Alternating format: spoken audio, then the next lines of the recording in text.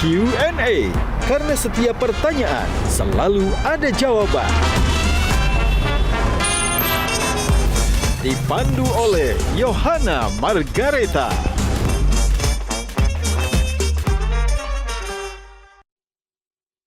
Dipersembahkan oleh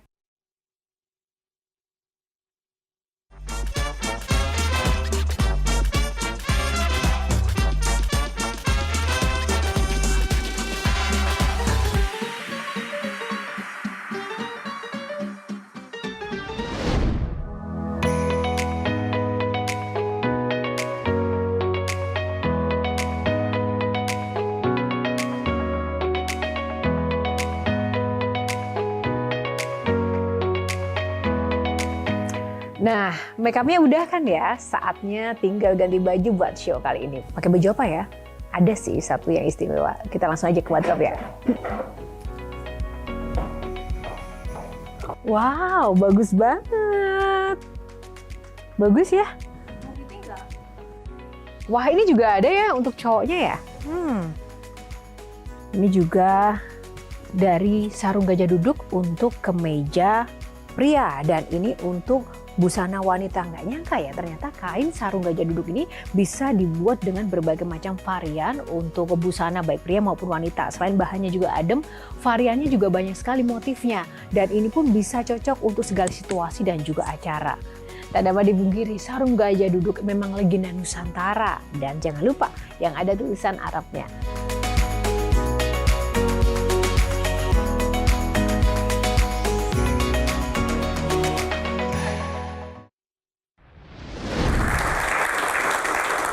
Halo pemirsa, jumpa lagi bersama saya Yohana Margareta di program eksklusif Metro TV Q&A. Karena setiap pertanyaan selalu ada jawaban. Pemirsa, malam ini Q&A kedatangan bintang tamu yang spesial.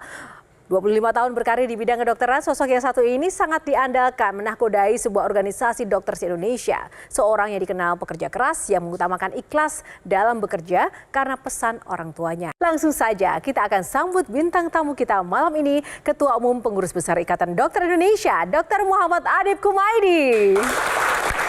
Halo dok, apa kabar? Dok, ngomong-ngomong jadi Ketua ID itu tugasnya apa sih? Ya, jadi amanah dalam profesi di kedokteran ini tentunya adalah sebuah tugas yang kemudian melakukan sebuah proses pembinaan yang utama. Karena tugas organisasi profesi itu. Terus kemudian sebagai body of knowledge, kemudian bagaimana nanti ada namanya kolegium yang kemudian berada dalam satu naungan bersama Ikatan Dokter Indonesia untuk membuat, memproduksi, menjadi pabriknya, menjadi kokinya supaya dokter-dokter itu benar-benar sesuai dengan kompetensinya dan juga menjaga keselamatan pasien. Baik, kita akan ulas lebih dalam lagi. Terima kasih dok. Terima kasih. Baik, terima kasih dok dan juga rekan-rekan panelis. Kita akan langsung saja masuk pada aturan main Q&A kali ini. Banyak sekali topik yang akan kita perbincangkan. Ada 9 box dok, nanti silahkan dipilih saja box nomor berapa yang akan kita ulas satu persatu. Kita mulai yang pertama, nomor kesukaan favoritnya. Nomor berapa dokter? Ya, saya ingin memilih nomor 2 dulu. Oh, pilih nomor 2 ya. Oke, baik, langsung saja kita akan buka nomor 2. Hipertensi langsung. Nomor 2 bikin hipertensi. Ya, dok, di hipertensi ini kita ingin berbincang ya para panelis dengan isu-isu terkini yang mungkin membuat hipertensi atau pusing. Bahkan sebagai seorang ketua ID, hal apa yang paling membuat seorang ketua ID ini pusing dok dalam pekerjaan sehari-hari? Isu apa? Hal apa? Menjaga amanah masyarakat bahwa dokter Indonesia itu adalah dokter terbaik untuk rakyat Indonesia. Loh, tapi kenapa itu justru membuat hipertensi atau membuat Karena pusing? menjaga amanah dalam konteks kompetensi, etik, itu adalah sebuah pekerjaan berat bagi kami. Dan kami organisasi profesi ID adalah organisasi yang memang selama ini lahir dan dipercaya oleh masyarakat. Mengemban kepercayaan, trust masyarakat inilah yang menjadi beban berat buat kami sebenarnya. Jadi ada beban di situ ya? Pasti. Oke. Kalau versi Mas Reza? Saya harus memilih Ikatan Dokter Indonesia atau memilih Perkumpulan Dokter seluruh Indonesia, dok?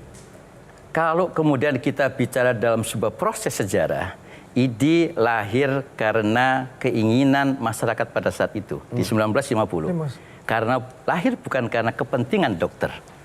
Karena ada dua pesan yang disampaikan oleh pendiri, yaitu mengemban amanah untuk mengawal hak kesejahteraan rakyat dan juga mengawal hak kesehatan rakyat. Sementara berarti- Perhimpunan Dokter seluruh Indonesia? Kalau lahirnya karena kepentingan, maka saya yakin itu sifatnya akan instan. Sebetulnya saya malah tertarik lebih jauh. Oh, boleh Kepentingan dilanjutkan apa sekali ini? lagi, silakan. Bicara Mas Reza. kepentingan apa dok? Ya, jadi Kepentingan saya kira kalau kita bicara satu aspek, saya tidak melihat dari apakah kemudian ada kepentingan yang ada. Tapi saya kira proses kemudian lahirnya ID dengan PDSI sangat berbeda. Artinya ada persaingan. Saya tidak merasa sebuah persaingan. Silahkan kita berikan yang terbaik. Untuk siapa? Untuk anggota. Dan kami akan meyakinkan kepada masyarakat bahwa anggota ID adalah anggota dengan 3 utama. Dokter yang beretika, dokter yang kompeten, dan dokter baik. Baik, tepuk tangan untuk pemanasan ya dok. Ya. Kalau sebagai masyarakat, kalau saya melapor ke ID, dokter lebih berpihak ke saya atau ke dokter? Ke anggota ID? Jadi dunia sudah berubah, Kang Maman. Di era litigasi sekarang, maka kemudian semua masyarakat meminta transparansi di dalam pekerjaan profesi dokter. Sehingga kita tidak mengatakan bahwa kita akan membela mati-matian anggota kami kalau itu salah. Sehingga proses tanggung jawab pada organisasi ya, kepada anggota itu ada 3. Masalah etik, hukum, dan disiplin. Dan semuanya ini bisa terjadi pada dokter. Dan sanksinya juga berat gitu loh. Mulai dari kehilangan pekerjaan sebagai profesi dokter, mulai kemudian sanksi sosial, mulai kemudian akhirnya dia memang mendapatkan aspek hukum yang bukan tidak mungkin nanti akan ada tuntutan-tuntutan kepada si dokter tersebut. Sehingga tantangan bagi kami adalah kita sekarang mengedepankan yang namanya apa?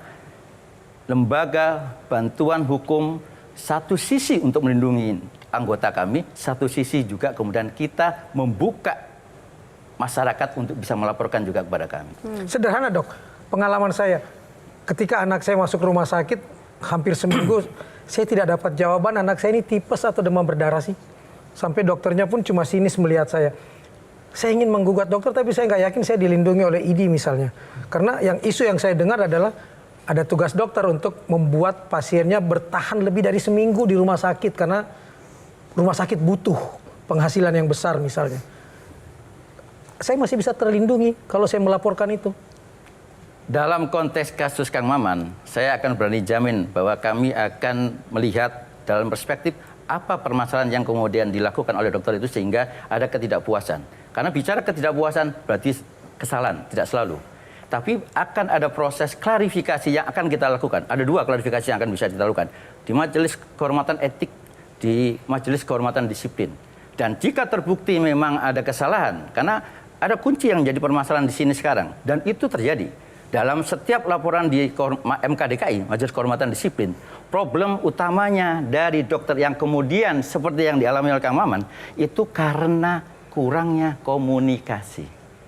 Sebagian 80% itu karena komunikasi yang tidak baik. Sehingga akhirnya menimbulkan ketidakpuasan. Apa ketidakpuasan itu ada sebuah kesalahan? Kita buktikan dalam sebuah proses peradilan disiplin yang dilakukan di MKDKI. Komunikasi yang tidak baik dari pasien ke dokter atau dari dokter? Dari dokter ke pasien. Dari Dokter ke pasien. Artinya dilindungi dan tetap diproses ya, Tetap seadil-adilnya diproses, dok. betul. Baik, oke. Silakan Bang Nisa dulu. Aku dulu dong, jangan diloncat. Oh, ini dulu. ya. Silakan. Ladies first. Boleh, langsung. Oke, baik. Silakan. Nama rumah sakit, ini sebagai psikolog. Kita bicara rumah sakit. Orang yang ke rumah sakit sudah sakit. Dengan beban psikologis untuk menjadi lebih sakit. Mestinya rumah sehat gitu ya. Kalau kita lihat di luar negeri namanya hospital. Kenapa Indonesia, ini sebagai ketua ID, Dokter Adib, apakah tidak berpikir untuk mengganti menjadi rumah sehat? Yang kedua, puskesmas. Puskesmas, pusat kesehatan masyarakat, ini sekali lagi secara psikologis, artinya pusat kesehatan masyarakat adalah menyehatkan orang. Jadi mungkin di sana kalau pusat kesehatan masyarakat ada gym di sana, ada gimnastik di situ, weight training ada di sana, bukan untuk orang sakit gitu. Karena saya melihat sekarang gym itu masuk di dalam Kementerian Pariwisata, padahal untuk menyehatkan orang, kenapa nggak masuk Kementerian Kesehatan? Mungkin ada wacana ke sana, Dokter Adib? Jadi kalau Mbak Novita akan mengusulkan itu, kami akan sangat mendukung. kalau rumah sakit menjadi rumah sehat. Problemnya sekarang adalah regulasi. Karena yang ada undang-undang rumah sakit, bukan undang-undang rumah sehat. Sehingga namanya fasilitas pelayanan kesehatan. Jadi ada di dalam di Undang-Undang 17 2023 ada upaya pelayanan kesehatan. Yang di situ ada unsur namanya fasilitas pelayanan kesehatan. Kalau mamanya usulan tadi itu bagus, dan saya kira bisa diusulkan oleh DPR, rumah sakit kita ganti menjadi rumah sehat. Puskesmas bagi kami, malah kami ingin mendorong kalau kita bicara puskesmas, maka dua tugas utamanya adalah preventif promotifnya. Betul, betul, Bukan sangat. kuratifnya. Tapi apa yang terjadi sekarang? Dominasi yang terjadi di dalam pelayanan di puskesmas adalah kuratif dan memberikan rujukan kalau dia butuh ke rumah sakit untuk penanganan kesehatan. Terima kasih untuk box pertama. Sudah panas. Nah ini sekarang nih ada vaksin si AstraZeneca ini yang sudah masuk ke tubuh saya dan anak-anakmu. Iya, katanya ditarik dari peredaran karena menyebabkan pembekuan keuangan.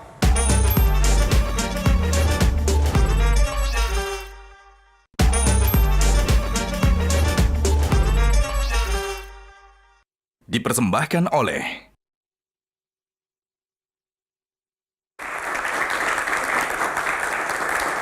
Box selanjutnya nomor berapa? Hipertensi nih. Nomor berapa, Dok? Kita buat nomor ganjil, nomor 5. Nomor 5. Baik, kita buka box nomor 5. Gawat darurat, udah hipertensi sekarang gawat darurat lagi. Baik, saya mau tanya ke dokter. Dok, kenapa biaya rumah sakit mahal? Itu serius loh. gawat darurat banget, Dok. Ya, jadi kalau kita bicara biaya rumah sakit mahal, maka yang harus dibuat oleh negara adalah standar pembiayaan rumah sakit. Komponen di dalam pembiayaan rumah sakit itu bukan hanya SDM, bukan hanya dokter. Karena kalau bicara SDM itu ada dokter, ada perawat, ada non kesehatan juga yang juga ada di dalam pelayanan. Kan sudah ada, pemerintah sudah ada standar itu, tapi prakteknya tetap aja Yang belum, mahal. dan membuat mahal. Kalau kita compare ya dengan, nggak usah jauh-jauh dengan negara Malaysia. Yang kita compare dengan Malaysia, kenapa pembiayaan kesehatan kita mahal? Karena kita masih ada beban pajak di dalam pelayanan kesehatan. Beban pajak itu ada di mana? Harga obat, harga alat kesehatan, dokternya, rumah sakitnya. Jadi itu yang kemudian akhirnya juga membebani dalam sebuah nilai dari pembiayaan tadi. Kalau di suatu situasi yang darurat, tindakan dulu atau bayar dulu? Ya, jadi kalau buat kami para dokter ya, pada saat kita bicara ada komponen gawat darurat, maka regulasi negara sudah jelas gitu loh. Ada undang-undang yang menyatakan bahwa nomor 1 harus ditangani kegawat daruratannya terlebih dahulu. Bagi kami dalam profesi dokter. Sehingga kalau kemudian ada hal-hal yang kadang-kadang banyak dikeluhkan oleh masyarakat, kadang-kadang kita masuk dalam sebuah sistem pelayanan rumah sakit yang kemudian ada kebijakan administrasi rumah sakit. Itu yang kadang-kadang menghalangi profesi dokter untuk masuk. Tapi bagi kami kalau apapun itu udah masuk di UGD dengan adanya kondisi life saving, maka kami akan lakukan pertolongan utama gawat daruratnya terlebih dahulu. Oke, silakan Bang Hensat. Itu kan waktu kita COVID ya, kan vaksin tuh disediakan negara ya. Ya stres. Nah ini sekarang nih ada vaksin si AstraZeneca ini yang sudah masuk ke tubuh saya dan anak-anakmu. Iya, katanya ditarik dari peredaran karena menyebabkan pembekuan keuangan. Pembekuan darah. Darah. Ya kan kalau buku kita darah terus keuangan kita juga dong nggak bisa kerja. Karena pembukuan darah akhirnya keuangan juga jadi beku. Ya, jadi COVID itu adalah penyakit baru pada saat itu. Di semua negara pun belum tahu ini obatnya apa. Ya. Di awal-awal pun pada saat 2019 akhir sampai 2000 masuk di Indonesia katakanlah itu kita nggak tahu ini penyakit apa, obatnya apa. Sehingga penanganan pertama yang kemudian dalam konteks untuk supaya membentuk imunitas ya di dalam komunitas, maka itu adalah dengan memberikan vaksin. Nah, pemberian vaksin pada saat itu di semua negara, maka kalau kita menunggu sebuah proses yang namanya uji, ya pasti itu akan membutuhkan proses yang lama. Tapi ada fase yang kemudian bisa dilakukan, tapi tetap berdasarkan referensi ilmiah evidence-based medicine. Sehingga ada kewenangan namanya emergency use authority yang dilakukan oleh negara. Tapi sekali lagi, namanya penyakit, namanya obat, di dalam setiap perkembangannya pasti akan ada sebuah proses riset. Oke. Nah, kalau sekarang riset itu ditemukan seperti itu, apakah kemudian ada dampak yang kemudian terjadi? Belum tentu. Tapi yang paling penting sekarang, kalau bagi yang seperti Mas Jansab, ya sekarang ya terlepas dari masalah tadi, dari profiling Mas Jansab, maka perlu ada namanya preventif dengan apa? Medical check up rutin untuk menilai permasalahan-permasalahan darah dan jantung. Nah, tapi ketika isu ini berkembang, ID juga concern-kah dengan isu itu dan apakah sudah ada pembahasan di internal ID? Kami di COVID, kami sampai memantau. Kami punya Satgas COVID yang sekarang jadi bukan hanya referensi satu. Kita di semua negara punya komunitas yang saling kemudian memberikan komunikasi terkait dengan ini. Jadi kebijakan global pun belum ada yang mengatakan bahwa perlu ada evaluasi. Karena kita mengikuti dari kebijakan yang ada di global juga. Oke, kalau Mas Reza silakan. Sudah biasa dok kalau saya ketemu dokter, apalagi ke unit gawat darurat, dokternya pasti bertanya keluhannya apa, sakitnya apa. Kalau sekarang saya mulai bertanya duluan dok, dokter punya masalah kejiwaan apa? Kenapa saya tanya begitu? Karena ada data dari pendidikan dokter spesialis dan subspesialis bahwa 22% lebih dokter kita mengidap depresi dok. 22,4%. Itu serius dok. Kalau dokter mengidap depresi serius. Tapi lebih serius lagi pasien yang diperiksa oleh dokter yang kena depresi. Terlepas dari kontroversi dari sebuah pembuktian uji survei, ini kan survei, 22% tadi, termasuk kemudian ada sekian ribu yang kemudian berpotensi tadi. Ya. Tapi yang jelas yang kemudian perlu ditindaklanjutin, karena proses uji tadi, validitas mungkin kita bisa diskusikan secara ilmiah. Tapi yang paling penting adalah apa intervensi yang kemudian dilakukan saat proses pendidikan. Kedepankan ada konseling. Satu. Yang kedua, ada nggak sekarang regulasi yang mengatakan, mohon maaf, di dalam semester sekian, oh ternyata dia ini potensi depresi berbahaya ini. Bisa nggak kita mengkat bahwa dia nggak boleh lanjut jadi dokter karena kan berbahaya. Siapa yang akan bisa membuat ketentuan itu? Regulasi. Kalau saya begini dok, hitung-hitungan di atas kertas, masa pendidikan itu berat. Tapi boleh jadi lebih berat lagi setelah menyelesaikan masa pendidikan. Betul-betul berpraktek, bertemu dengan pasien, dengan serbaneka kepribadian dan segala macam penyakitnya, itu lebih berat lagi. Alhasil, pantas dong kalau saya menduga, 22% itu di tingkat pendidikan. Pasca pendidikan boleh jadi 40, 50, 60, dan seterusnya. Apakah ID pernah mendorong anggotanya untuk melakukan pemeriksaan kejiwaan secara berkala misalnya? Jadi kami sifatnya pasif, jadi setelah ada laporan. Jadi artinya kalau dibilang ada nggak yang kemudian ada permasalahan-permasalahan yang kemudian berpotensi permasalahan mental health yang terjadi pada dokter? Iya. Saya kira ada. Ada. Tapi kita pastikan itu pasti puncak gunung es. Pasti puncak gunung waktu es. ya? Ya, dengan kesadaran seperti itu, dengan segala hormat dok, ID semestinya jangan mengambil posisi pasif. Apalagi sudah terekspos ke publik sedemikian rupa bahwa sekian ribu dokter kita itu ternyata mengidap depresi. Belum lagi ditambah yang lain-lain. Menurut saya ini bentuk semangat ini bagi teman-teman dokter, bagi ID, dan juga karena ada ya bagi perkumpulan dokter seluruh Indonesia untuk lebih mendorong anggotanya melakukan pemeriksaan kesehatan kejiwaan secara berkala. Itu bisa kita lakukan kalau kita diberikan peran di dalam sebuah kewenangan yang ada dalam regulasi. Dokter saya pikir terlalu bicara legal formal dok. Itu bicara yang ke atas itu. Dokter semestinya menurut saya dengan segala hormat, mindsetnya lebih ke bawah, yaitu ke pasien, ke masyarakat. Hasil perbincangan tentang regulasi, tentang kewenangan dan segala macam itu relevan, tapi bukan pada prioritas pertama menurut saya. Prioritas pertama talenta bukan adalah kepentingan masyarakat, kebutuhan pasien. Betul. Ya, tapi ini kan juga memang punya wewenang seperti yang disampaikan Bang Reza tadi sebenarnya ada dari ya, dok, aspek etik yang ada di dalam kode etik kedokteran. Salah satunya adalah menjaga kesehatan pribadi ya. Salah satu aspek itu adalah bisa masuk sebenarnya dari sisi aspek etik gitu loh. Tapi apa upaya yang kita lakukan? Apakah perlu cek kesehatan rutin atau cek mental rutin, ataukah kita mengevaluasi setiap anggota kita dengan survei mamanya gitu ya? Saya harus katakan untuk saat ini memang belum. Tapi saya terima kasih masukan dari Mas Reza dan itu bisa kita lakukan. Tepuk tangan dong. Tepuk tangan dokter. Jadi di forum ini kan ada tukar pikiran ya, tukar ide baru luar biasa. Thank you Mas Reza. Sedikit saja, Bang Hisap masih ada yang tanya? Masih. Oh oke, baik-baik. Saya berikan kesempatan dulu. Itu loh, kan tadi tentang depresi ya. Saya juga takutnya justru orang tua mahasiswa kedokteran juga ikut depresi.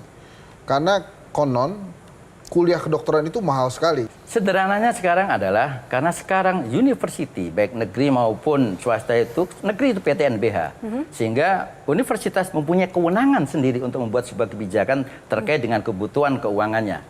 Bisa nggak sekarang untuk dokter? Saya cuma ingin mengusulkan saja bahwa negara harus hadir menempatkan dokter menjadi tenaga strategis sehingga standar pendidikan dibuat untuk dokter nilainya sekian, untuk dokter spesialis nilainya sekian.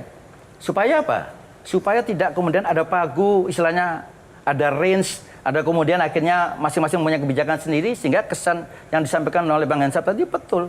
Pendidikan kedokteran itu mahal di Indonesia. Saking mahalnya dan dokter ingin masuk ke PPDS sampai harus menjual cincin kawin.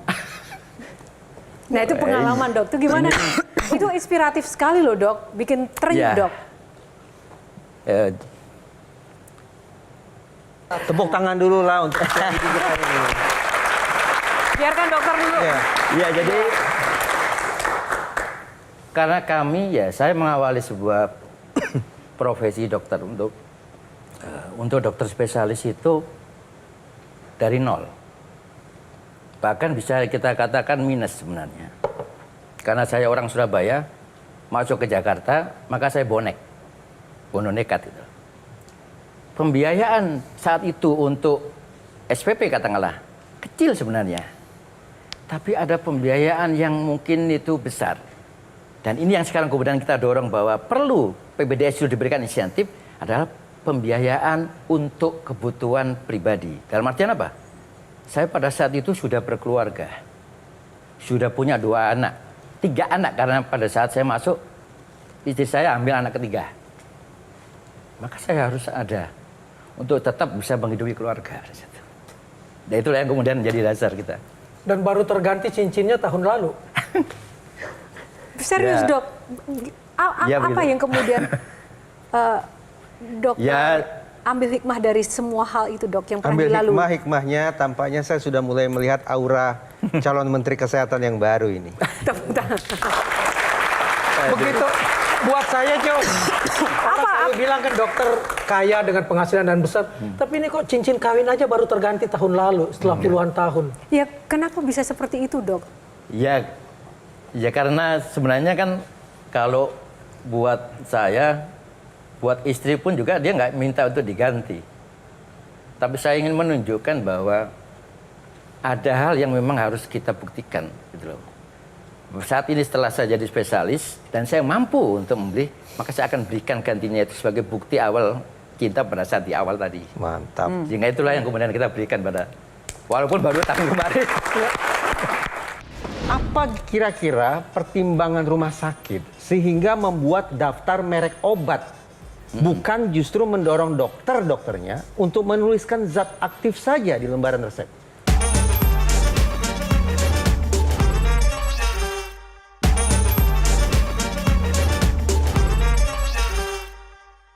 Dipersembahkan oleh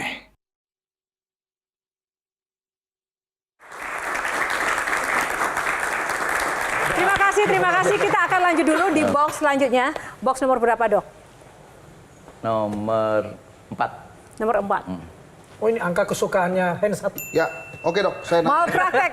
Tunggu, sebelum kita ke Bang Hensat, kita ke Gian dulu. Ini masa mau praktek. Apakah pernah mengalami mau praktek, tadi Gian? Gian nyampein pertanyaannya ke saya, cuma saya sampaikan. Hensat tadi. Oh enggak, saya maunya Gian yang ngomong. Silakan Jadi Gian. sebagai korban malpraktek gimana? Iya. Lu dulu deh, ntar gue timpalin. Oke.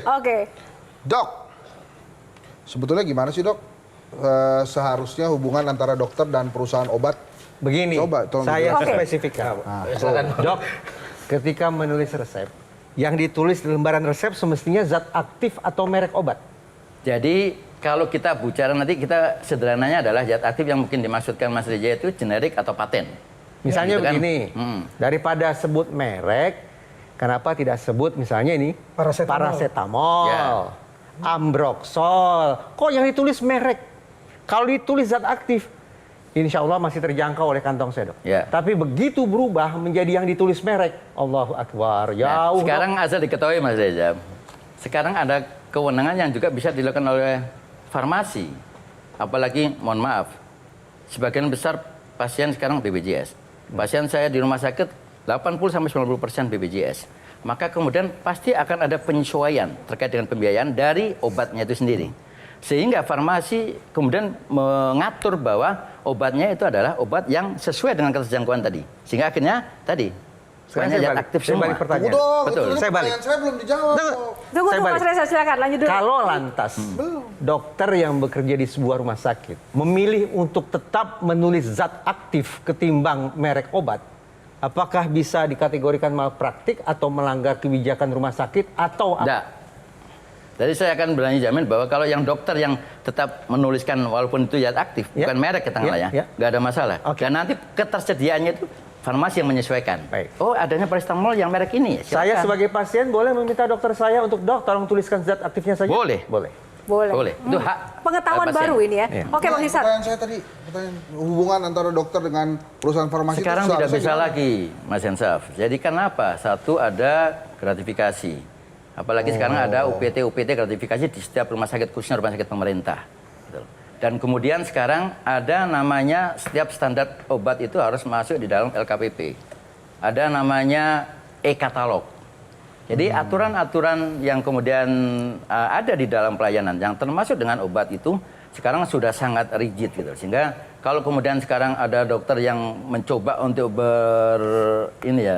bekerja sama dalam tanda petik dengan farmasi katakanlah ya, dengan industri, maka yang menjadi paku dan itu menjadi kesepakatan kita dan kami sampaikan dengan KPK juga maupun dengan institusi farmasi dalam negeri dan luar negeri, maka selama untuk pendidikan itu diperbolehkan. Umpamanya saya seminar boleh, tapi saya saja nggak boleh ngajak keluarga. Karena yang ikut seminar kan cuma saya sebagai dokter. Nah, itu boleh dalam konteks edukasi. Tapi kalau yang lain-lainnya itu akan bisa. Dan semua perusahaan apalagi PMA punya aturan, nggak bisa sekarang seperti itu lagi. Dok, kita kembali ke pertanyaan dasar. Malpraktik itu terjadi, itu karena dokternya itu kenapa sih, Dok? Ya, Aspek jadi apa? Lalai, istilah tidak teliti, masyarakat atau memang itu kan tidak mal itu kan capable? berarti kesalahan dalam praktek. Tapi sebenarnya kalau di istilah medis itu adalah medical error sebenarnya. Dan semua profesi termasuk dokter itu punya resiko, namanya resiko medis gitu loh. Sehingga itu yang kemudian kunci utama adalah sekali lagi, dan ini sudah pembuktian bahwa problem utama yang kemudian dikatakan malpraktik itu sebenarnya masalah komunikasi. Tapi kalau kita kemudian komunikasikan dengan baik dari awal, walaupun kemudian ada kecelakaan medis yang terjadi, kita mungkin nggak akan sampai dituntut. Karena kita udah sampaikan dari awal. Ada resiko-resiko ya? Ada resiko, dan itu mungkin ada ketentuan sekarang di dalam rumah sakit, inform consent segala dan sebagainya. Tapi kadang-kadang we don't know the options, Dok. Jadi maksudnya begitu diminta misalnya, ini harus operasi, Anda mesti setuju. Tapi kita kan nggak tahu opsinya apa gitu. Nah, Jadi saya harus mengatakan kita sebagai memang rakyat susah ini juga. buat kami PR. Oke. Membangun komunikasi yang baik dengan pasien itu mungkin tidak semua dokter bisa melakukan. Tapi bagi kami ini PR supaya kunci utama untuk supaya dokter tidak sampai terkena shoe oleh pasien adalah komunikasi yang utama. Nggak mungkin pasang CCTV ya, Dok ya, untuk pembuktian bahwa memang ini yang salah komunikasinya dokter atau pasien, sehingga kasus malpraktik bisa ditemukan jalan keluarnya. Malah sekarang yang terjadi adalah di setiap tempat praktek tidak boleh ada handphone. Tadi ada foto, ada handphonenya. Ada foto, ada handphone. Sekarang Bisa ada untuk ketentuan membuktikan- begitu. Untuk membuktikan dokter yang salah atau saya yang salah? Nasib. Dan di ini mana ID? Ini yang kemudian memang buat kami juga sulit. Pembuktiannya nanti adalah pada saat kemudian kita melihat dari tertulisnya di dalam rekam medisnya. Jadi pembuktian di rekam medis itulah apa yang kemudian sudah dilakukan, apakah ada inform consent, flow-nya, tindakan operasinya, atau kemudian ada follow up atau tidak, itulah sebagai pembuktian disiplin profesi kedokteran tadi. Data tentang jumlah dokter yang melakukan malpraktik itu disusun berdasarkan laporan. Betul. Yang tertinggi apa, Dok? Bentuk Jadi malpraktik kasus ya? yang dilaporkan oleh pasien Kasus tertinggi apa? yang utama ini berdasarkan laporan dari Majelis Kehormatan Disiplin. Yang pertama yang paling banyak adalah obstetrik ginekologi, kebidanan dan kandungan. Saya tidak boleh tahu lebih konkret ya? Bentuk Jangan. malpraktiknya seperti apa? Jangan kasih Saya tahu. tidak sampai mendapatkan data itu, saya cuma nanya profesinya. Baik. Jadi off-gene ya Baik. tertinggi? Kanovita, Aku silakan. kepengen nanya, saya termasuk yang lifestyle-nya cukup sehat, dokter. Jadi kepengen kalau masuk rumah sakit nggak mau nginep. Jadi benar ke dokter, kalau disuruh nginep saya nggak mau. Tetapi kalau kita pakai asuransi, kita nggak bisa klaim. Jadi asuransi itu selalu menganjurkan kalau mau diklaim kamu harus nginap minimal 1 malam. Padahal kalau kita bandingkan dengan negara-negara yang maju, justru semakin tidak nginap bisa dilakukan saat itu juga kita diusir pulang gitu. Karena pengalaman saya di Singapura, di Australia sama gitu. Mahasiswa nggak boleh lama-lama di sini, dan yang tidak menular itu semuanya digabung, nggak melihat strata ekonomi, tidak melihat strata siapa kita gitu. Kenapa tidak ada aturan untuk asuransi ini? Bukannya malah bikin memperkaya gitu rumah sakitnya. Betul, jadi itu aturan kebijakan dari asuransi ya. Ya, baik itu BPJS maupun non BPJS pun ada aturan-aturan terkait dengan seperti itu. Tapi nggak bisa diatur ya dok. Maksudnya sebenarnya kalau saya bisa kita nginap, kenapa harus yang kita kedepankan adalah dalam konteks praktek kedokterannya dan kondisi pasien dan objektivitas dalam penilaian kami sebagai profesi dokter. Oh ternyata ini boleh kok langsung habis ini pulang. Cukup dilakukan penelitian di UGD. Nah kalau itu sebagai dasar yang bisa dipakai, ya saya kira buat kami nggak ada masalah. Tapi nggak dibayar dok kalau nggak nginep. Nah ini berarti kan problemnya bukan di profesi. Bukan di dokter ya. Tapi apakah tidak bisa diatur gitu loh mbak? Ya, baik mungkin Dian, silakan. Hernando Ari, kiper timnas kita, itu pernah hampir pensiun dini karena dokter di Persebaya itu ternyata melakukan malpraktek. Nah Persebaya aja sebagai sebuah klub sepak bola itu kecolongan. Nah sebenarnya untuk nggak kecolongan ini, kita harus memperhatikan apa sih? Apa sih sebenarnya yang harus dilihat dari seorang dokter sehingga bisa kita percaya nih, ini kalau kita berobat ke dia nih, ini pasti oke nih. Karena Persebaya aja klub besar Indonesia kecolongan, dan Hernando Ari hampir pensiun dini dari timnas. Ya, jadi kalau kemudian kita memilih ya, mamanya dalam konteks klub ya. Ada nggak aturan dari PSSI mengatakan bahwa dokter yang ada di klub bola itu adalah satu, kalau umumnya dokter spesialis kedokteran olahraga ada, maka dokter spesialis kedokteran olahraga sesuai dengan kompetensinya. Yang kedua, dokter umum yang dilatih khusus tentang pengetahuan olahraga, apalagi kalau bila ya tentang bola minimal gitu lah. Nah, pelatihan khusus inilah yang kemudian kami pernah diskusi dan kami pernah buat pelatihan dengan PSSI pada saat itu. Karena apa? Pada saat itu sekitar 2015, sebagian besar pasien atau yang korban-korban atau yang ada pemain-pemain bola, kalau sudah cedera selesai. Kenapa selesai? Karena larinya bukan ke dokter. Larinya ke salah satunya mungkin ada ke beberapa alternatif juga. Nah, apa yang kemudian kita lakukan? Kita latih semua dokter untuk mengetahui tentang cedera-cedera olahraga tadi. Nah, itu yang kita inginkan sebenarnya. Sehingga siapa yang bisa melegitimasi bahwa oh, dia ini adalah ini. PSSI bersama dengan organisasi profesi yang tahu kompetensi yang harus diberikan kepada dokter yang tahu tentang bola. Jadi bukan hanya dokter saja, enggak. Atau bahkan mungkin bukan dokter, ada fisioterapis saja. Atau malah bukan fisioterapis, ada masases aja yang bagian untuk tukang pijat aja. Nah, ini yang saya kira perlu ya, karena beberapa kasus kami mendapatkan memang akhirnya kasihan, jadi mati karir. Baik, tepuk tangan tuh dokter. Kehilangan orang tua itu seperti kehilangan orang yang menjadi penguat kita. Karena beliau selalu sampaikan, saya hanya bisa mendoakan.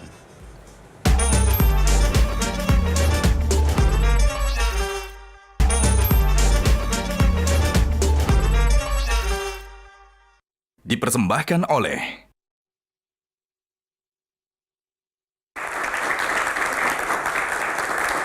Oke, sekarang kita pilih box selanjutnya, Dok.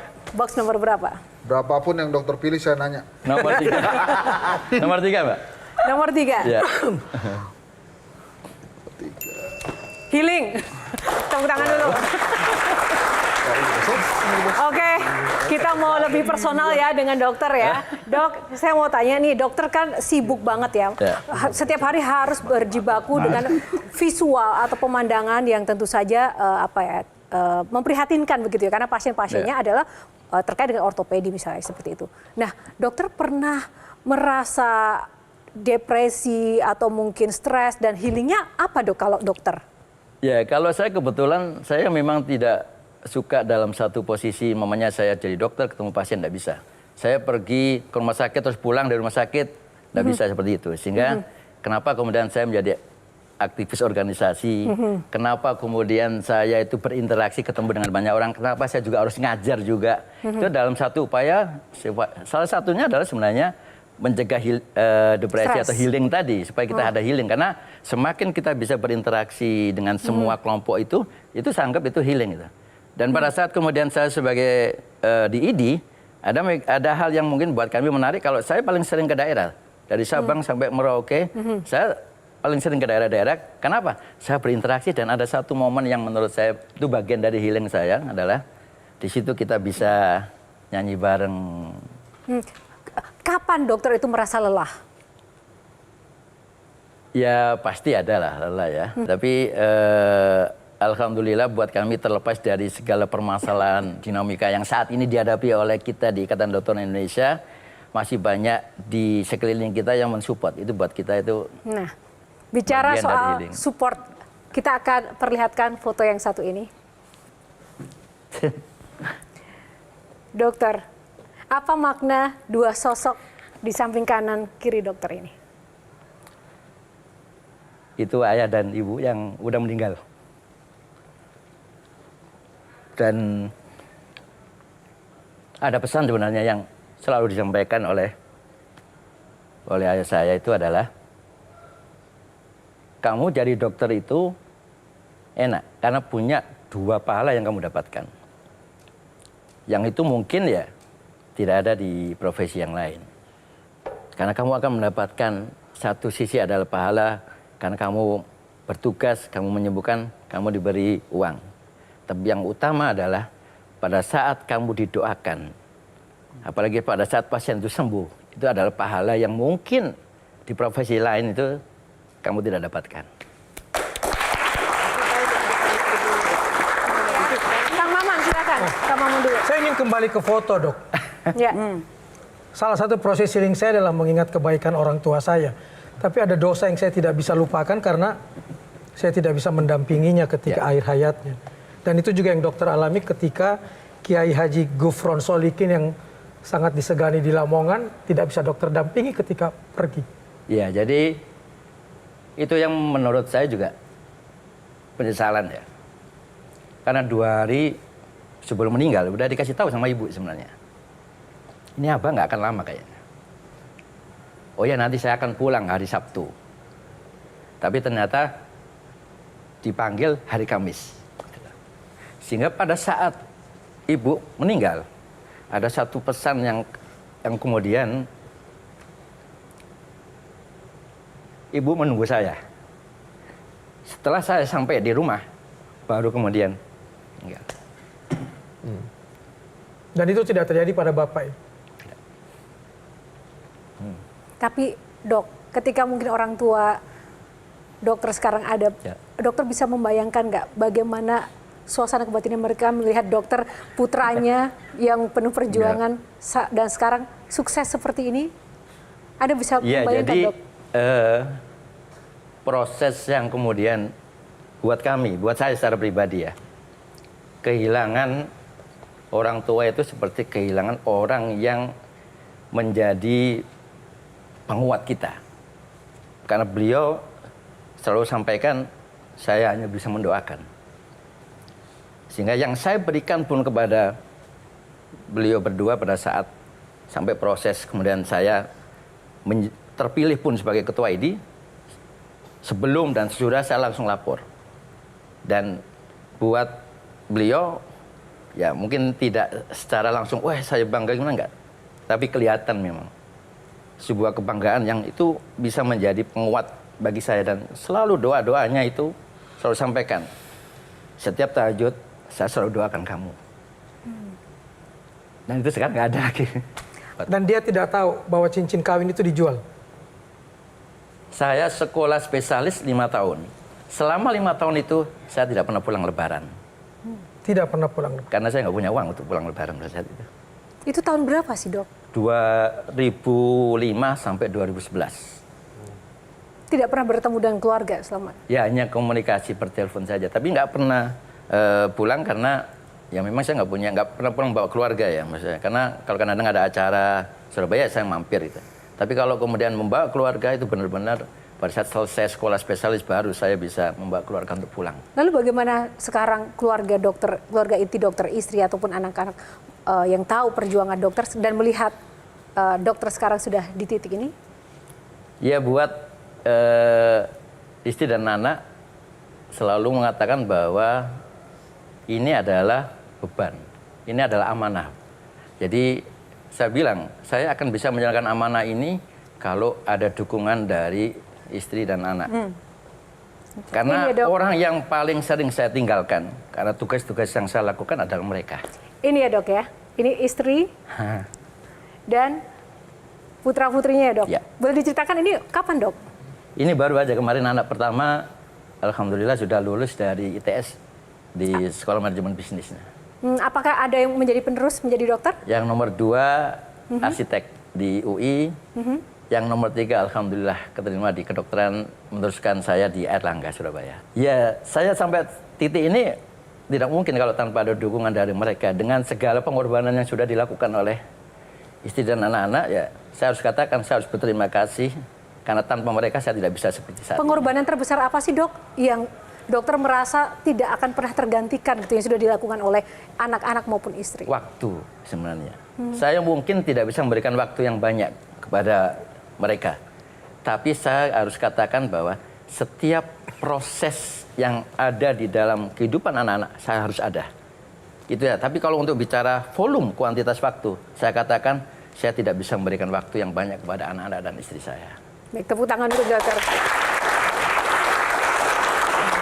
Baik, terima kasih dok. Saya kasih kesempatan terakhir untuk para panelis sedikit saja. Sedikit aja. Dari Gian, Gian, apa mungkin ada pesan atau mungkin titipan pesan untuk dokter? Mumpung ketemu sama Ketua ID. Pesannya sih dok, kayak mungkin rangkuman yang tadi, semoga biaya berobat di Indonesia tidak memberatkan masyarakat sih dok. Karena kesehatan adalah paling penting nih di masyarakat sekarang. Itu aja dok. Ya, sampaikan pesannya ya dok. Terima kasih Mas Gian. Oke, Bang Hensat. Dok, saya termasuk menganggap diri saya yang orang yang beruntung karena salah satu keluarga saya ada yang berprofesi sebagai dokter. Nah, harapan saya semoga dokter-dokter yang lain itu seperti dokter atau Pak D saya yang menangani pada saat saya sakit, lebih kekeluargaan, lebih bersahabat, dan yang penting mau mendengarkan pasien, dok. Ya. Terima kasih ya. Baik, terima kasih Bang Hensat. Kalau buat Silakan. aku sih Mbak Yohana, Dokter Adib, harus banyak dokter-dokter yang punya hati untuk melayani seperti Dokter Adib. Dan yang kedua, yang mau menabur kebaikan dan menabung di surga, pahala untuk di surga. Karena kalau punya dengan dokter yang punya empati seperti ini, saya yakin ID akan menjadi lebih baik ke depan. Ya, Baik, terima kasih Kak Novita. Sukses. Kita ke Mas Reza dulu. Februari 2024, Gedung Putih di Amerika Serikat mengeluarkan rilis resmi tentang kondisi kesehatan Presiden Joe Biden. Hasil pemeriksaan 9 dokter spesialis semua dibentangkan untuk publik. Saya menarasikan hal serupa dilakukan di Indonesia, terhitung sejak berlangsungnya Pilpres tahun ini. Saya sungguh-sungguh berharap dokter dan ID bisa mendukung narasi yang sama. Baik, terima Mas. kasih Bang Reza. Silakan Kak Maman. Saya berharap rumah sakit dan dokter lebih mengutamakan paradigma promotif dan preventif daripada kuratif. Itu yang pertama. Dan yang kedua, yakinkan kami supaya kami tidak takut pada dokter dan pada rumah sakit. Terima kasih. Tepuk tangan. Terima kasih para panelis. Silakan dok untuk closing statement-nya. Ya, jadi kami ingin sampaikan kepada masyarakat ya, dalam forum kali ini setelah juga mendengarkan masukan wakil-wakil dari masyarakat yang hadir pada saat ini, maka kami akan sampaikan memang dokter Indonesia itu harus bisa memahami ya kondisi, memahami hati dari masyarakat dalam rangka untuk membangun trust, kepercayaan kepada masyarakat. Tantangan pada profesi dokter, pesan yang harus kami sampaikan kepada teman-teman dokter di Indonesia, tingkatkan empati kepada pasien. Hargai pasien dan tempatkan pasien itu sebagai subjek, bukan objek. Jadikan pasien itu adalah mitra untuk kita sama-sama bisa berkomunikasi dengan baik. Kalau itu kita bisa lakukan, saya yakin kepercayaan pada masyarakat, kepada dokter Indonesia itu akan semakin tinggi. pada saat kepercayaan masyarakat itu akan semakin tinggi kepada dokter Indonesia, maka kita akan berani menjamin bahwa dokter Indonesia adalah dokter terbaik untuk rakyat Indonesia. Baik, terima kasih dokter. Sekali lagi terima kasih yang setinggi-tingginya untuk dokter, waktunya di tengah banyak sekali jam kesibukan, tapi sudah berkenan hadir di Q&A, dan juga para panelis dengan segala kesibukannya sudah mewakili masyarakat dari berbagai macam kalangan untuk menyuarakan ya ide-ide, buah pikiran dan juga keresahan-keresahan yang ada. Dan kita doakan dokter dan juga Idi tetap sukses untuk juga mengemban tadi harapan masyarakat. Dan juga rekan-rekan mahasiswa dan juga pemirsa yang sudah menyaksikan, tepuk tangan. Semoga episode kali ini menginspirasi Anda dan juga ada pertukaran ide dan juga pembelajaran bagi kita semuanya pemirsa. Dan tentu saja tak lupa saya juga mengucapkan terima kasih untuk Sarung Gajah Duduk Legenda Nusantara yang ada tulisan Arabnya yang telah menyediakan baju yang saya pakai pada episode kali ini. Atas nama tim yang bertugas, saya Yohana Margarita undur diri. Sampai jumpa di episode Q&A selanjutnya, karena setiap pertanyaan selalu ada jawaban. Terima kasih.